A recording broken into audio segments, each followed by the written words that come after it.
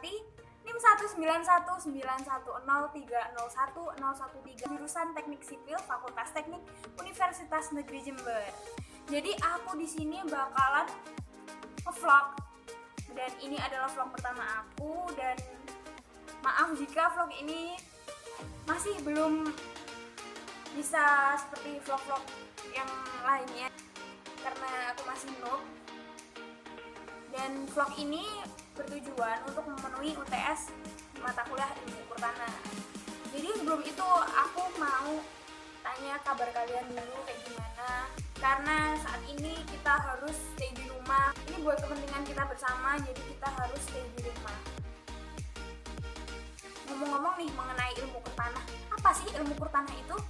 Ilmu ukur tanah adalah ilmu yang berkaitan erat dengan ilmu geodesi. Jadi ilmu ukur tanah itu mempelajari mengenai tata cara pengukuran, di mana pengukuran itu tujuannya untuk memperoleh titik yang selanjutnya titik itu digunakan untuk banyak hal. Jadi misalnya nih, kalau aku kan jurusan sipil, jadi pengukuran tanah nanti bakal digunakan sebagai acuan untuk membuat bangunan di atasnya. Di sini aku bakal ngejelasin mengenai apa itu kerangka kontrol horizontal. Kerangka kontrol horizontal adalah kerangka dasar pemetaan yang memperlihatkan posisi satu titik terhadap titik lainnya di atas permukaan bumi dan dituangkan dalam bidang datar. Kan di dalam pengukuran nih pasti ada beberapa metode dalam menentukan posisi-posisinya. Dan metode yang paling sering digunakan adalah metode poligon, metode pengikatan ke muka atau intersection, dan metode pengikatan ke belakang atau resection. Sebenarnya ada beberapa metode lagi yang digunakan untuk mengukur posisi titik, tapi metode tersebut untuk saat ini sudah tidak relevan lagi. Karena kenapa? Karena pada saat ini kemajuan teknologi itu sudah berkembang sangat cepat. Jadi untuk metode-metode yang mungkin sudah terdahulu dan kurang efektif untuk melakukan pengukuran itu digantikan dengan teknologi yang baru. Jadi dari beberapa metode tadi yang akan saya jelaskan di sini adalah metode poligon. Kenapa metode poligon? Karena metode poligon adalah metode yang paling dasar dan paling saya mengerti. Poligon ada beberapa macam berdasarkan bentuknya. Yang pertama, ada poligon tertutup. Seperti ini nih. Nah, poligon tertutup ini, titik awal dan titik akhirnya itu jadi satu. Contoh pengukuran menggunakan poligon ini adalah pengukuran misalnya bendungan, lapangan. Dan yang kedua adalah poligon terbuka, di mana pada poligon ini titik awal dan titik akhir itu tidak menjadi satu. Seperti ini nih. Contoh pengukuran poligon ini bisa dipraktekkan atau bisa ditemukan pada pengukuran jalan atau sungai dan masih banyak lagi. Dan yang ketiga adalah poligon bercabang. Poligon bercabang itu adalah gabungan dari poligon terbuka dan poligon tertutup. Seperti ini nih. Dan yang keempat adalah poligon kombinasi. Jadi poligon ini mengkombinasikan beberapa poligon menjadi satu. Ngomong-ngomong nih mengenai kerangka kontrol horizontal, kita nggak bakal mengerti sepenuhnya kalau kita nggak ngalamin ngukur sendiri dan ngeliat gimana orientasinya di lapangan. Jadi aku bakal ngeliatin sama kalian gimana sih cara ngukur poligon itu. Jadi tetap di sini aja guys. A few moments later. Ini aku udah di luar dan aku mau mempraktekin secara langsung gimana sih cara mengukur poligon itu. Nah, sebelumnya ada beberapa yang harus dipersiapin. Pertama nih pastinya yang butuh adalah buku tulis. Ini buat nyatet hasilnya nanti, hasil pengukurannya nanti. Yang kedua ini ada tali. Bisa pakai tali apa aja sih. Yang penting bisa buat nandain dan nyambungin siap patoknya. Terus paku buat pengganti patoknya, terus ada busur. Meteran. Lupa ya aku belum punya meteran. Hubung aku belum punya meteran. Jadi aku mau minjem dulu. Stay tune guys. Jadi ini aku mau minjem meteran beneran yang di rumah lagi rusak, patah geng. Assalamualaikum. Tadi gemeteran aja? Gemeteran. Tangguh praktikum. Hah? Oke. Ya, sabar. Cariin. Aduh guys. A few moments later.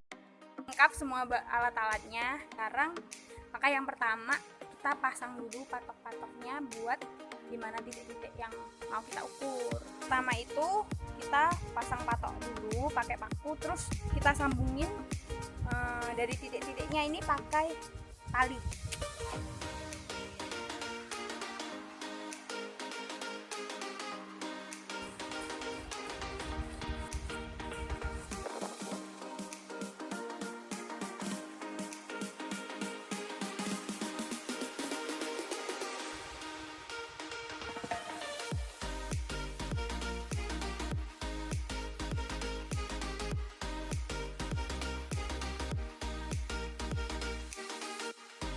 Nah, ini adalah titik yang mau aku tentuin arah azimutnya. Terus, buat nyari azimutnya, kita pakai aplikasi kompas buat nyari arah utara. Nih, arah utara. Nah, ini kan udah nih arah utaranya. Kita letakin di sini. Jelas. Terus kita ukur ya berapa derajat ini dari arah utara.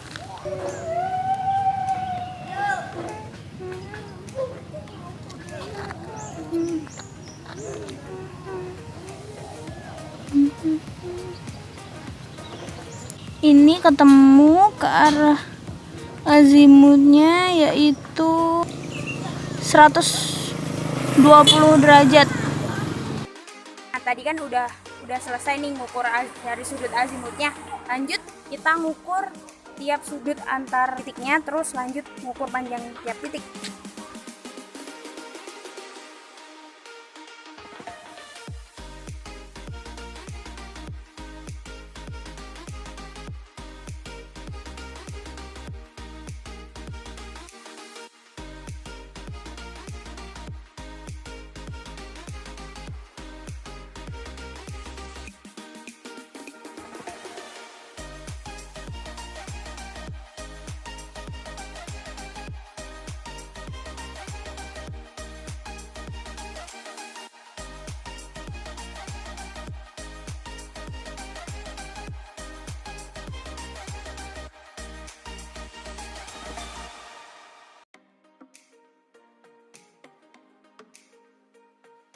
A few moments later. Nah, ini adalah semua data pengukuran yang udah aku ukur tadi, terus udah aku masukin sudutnya berapa, terus panjangnya juga berapa. Nah, sekarang waktunya menghitung. Jadi pertama kita hitung sudut terkoreksinya dulu. Apakah sudah benar apa belum?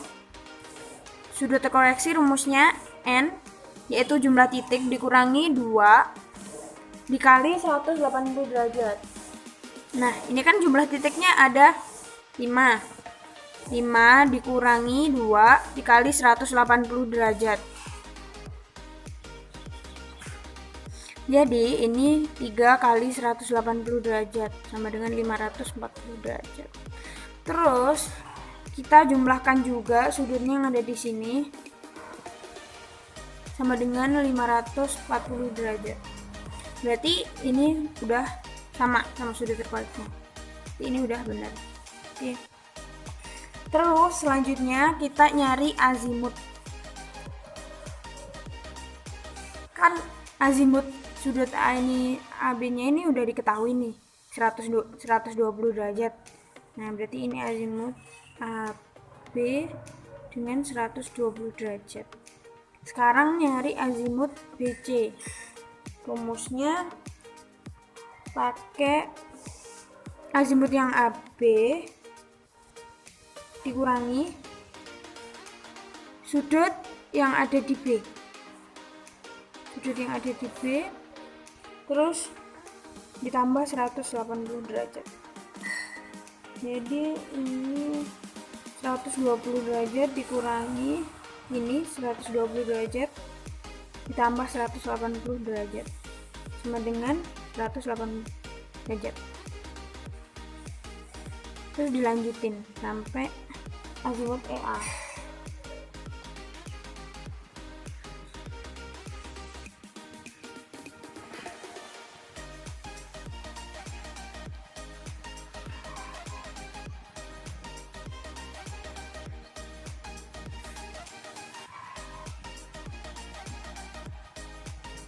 Nah, ini udah ketemu azimutnya. Terus habis itu kita nyari desin alfanya atau titik X-nya. Desin alfa.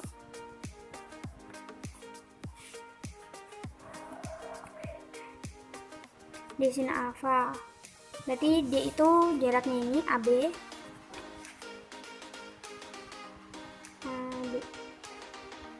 Jaraknya AB kan 106 dikali sin ini azimutnya sin 180 derajat.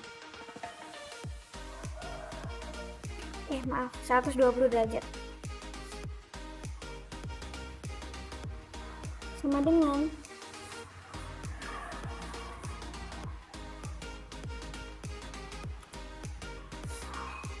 91,7986924. Terus lanjut sampai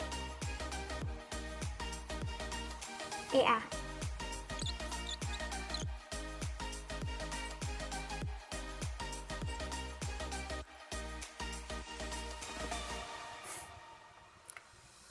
Nah, ini kan udah ketemu desin alfanya. Terus kita coba koreksiin desin alfanya ini tadi. Koreksi desin alfa.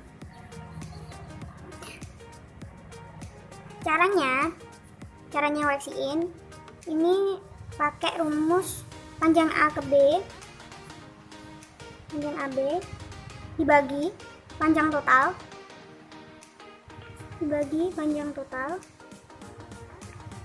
dikali jumlah ini tadi.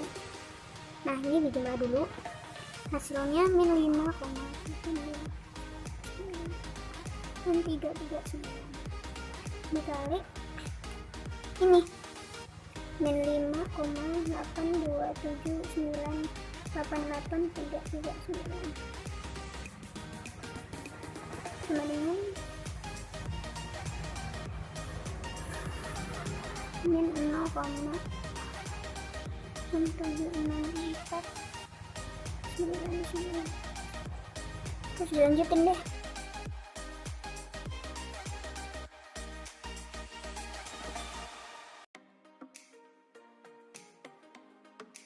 Terus abis itu kita nyari koordinatnya.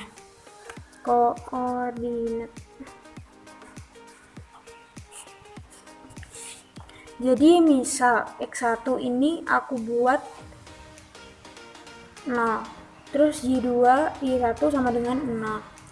Jadi titik pertama yang tadi ini aku buat 0,0 gitu.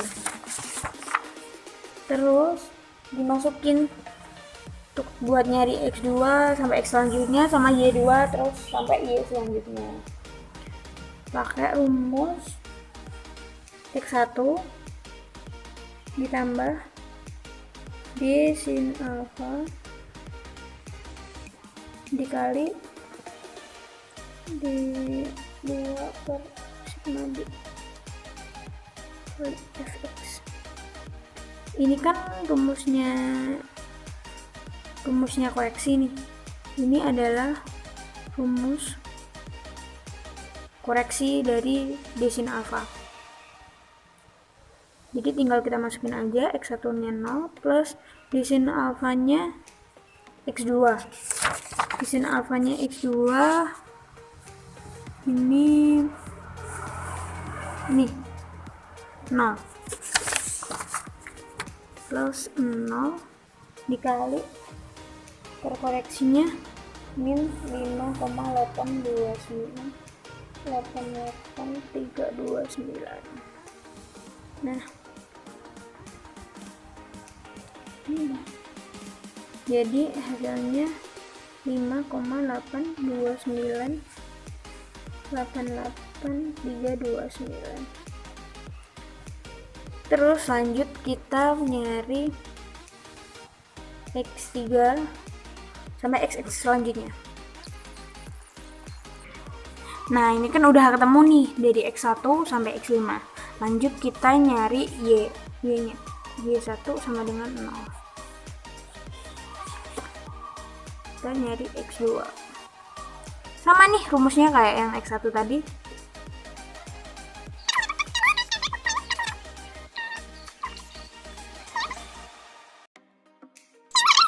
Nah, ini udah ketemu nih semuanya titik-titiknya.